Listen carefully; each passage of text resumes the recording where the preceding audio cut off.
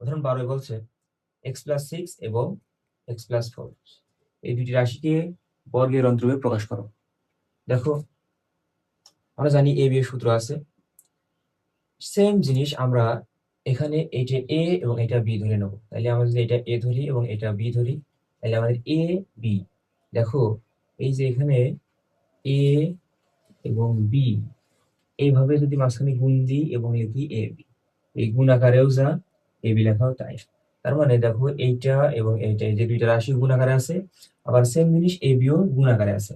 তাইলে এখন এই a b এর সূত্র জায়গায় শুধুমাত্র আমরা এটাকে a এবং এটাকে b ধরে মান বসায় দিলেই আমাদের অঙ্কটা শেষ।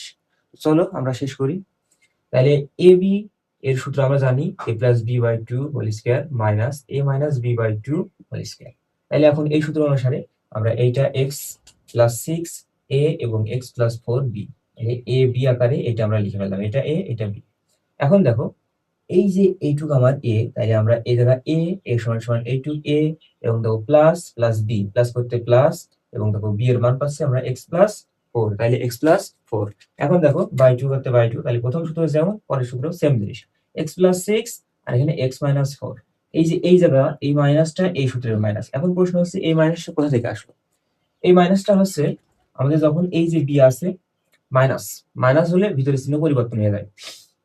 যদি আমরা এখানে লিখি যে x+6 এবং এখানে লিখবো মাইনাস, ভিতরে দিলাম প্লাস, মনে মনে ধরার জন্য দিলাম প্লাস, x আছে কত +4, তাইলে এই সংখ্যাটাই আমাদের পরবর্তীতে চেঞ্জ হয়ে যায়, কি হয় x+6 করতে x+6 এবং এই মাইনাস এবং প্লাস চিহ্নের পরিবর্তন, এই মাইনাস দিয়ে প্লাসের গুণ করলে প্লাস মাইনাসে মাইনাস, আবার এই মাইনাস দিয়ে প্লাসের গুণ করলে প্লাস মাইনাসে এখানে x প্লাস মাইনাসে -4। তো এই কারণে এখানে আমাদের হয় যে x+6 মাইনাস x -4। তো এইটাই এখানকার মূল বিষয়। এরপরে দেখো এই নিচে একটু দিয়ে দিলাম, উপরে হোল স্কয়ার এখানে হোল স্কয়ার আছে। এরপরের কাজ আমাদের কি দেখো, পরে আছে আমাদের x+6, দেখো x+6 এবং x+4 এর ভিতরে আমাদের একটা x প্লাসে একটা x প্লাস, তাহলে দুইটা x আছে প্লাসে, তাহলে আমরা 2x দিয়ে দিলাম। এখন প্রশ্ন হচ্ছে যদি আমার x প্লাস x হয় তাহলে আমরা লিখবো 2x, সেই কারণে আর যদি আমার x ইনটু x হইতো তাহলে আমরা লিখতাম x স্কয়ার। যেহেতু আমার এখানে প্লাস আছে তো আমার এই প্লাসে x এবং এই প্লাসে x, তার মানে 2x। এরপরে দেখো +6 +4 সমান +10 স্কয়ার 2। এরপরে দেখো মাইনাস করতে মাইনাস, এখানে +x এবং এখানে -x, তাহলে কেটে গেল, +x -x কেটে যায়। এরপরে দেখো +6 এবং -4, এখানে দেখো +2 কত আছে +2। কিভাবে হলো? প্লাস মাইনাসে মাইনাস হয় এটা আমরা জানি। এখন আমাদের দেখতে হবে যে কার আগে প্লাস আছে। যদি বড় সংখ্যার আগে প্লাস থাকে তাহলে এখানে প্লাস চিহ্ন থাকবে, আর যদি বড় সংখ্যার আগে মাইনাস থাকে তাহলে মাইনাস চিহ্ন থাকবে। তাই যেহেতু বড় সংখ্যার আগে প্লাস আছে তাই সহজে আমরা বোঝার ক্ষেত্রে প্লাস বসাই দেবো। যেহেতু এইটা প্রথমে তাই এখানে প্লাস লাগে না। এখন দেখো পরবর্তীর কাজ কি আমাদের, পরবর্তী দেখো 2x + 10 হোল স্কয়ার বাই 2 এবং -2/2 হোল স্কয়ার। এখন দেখো এখানে আমাদের কাজ, যদি আমরা এই 2 দিয়ে এখানে কাজ করি তাহলে আমাদের আরো এক লাইন আছে, সেই এক লাইনটা এখন আমাদের বুঝতে হবে।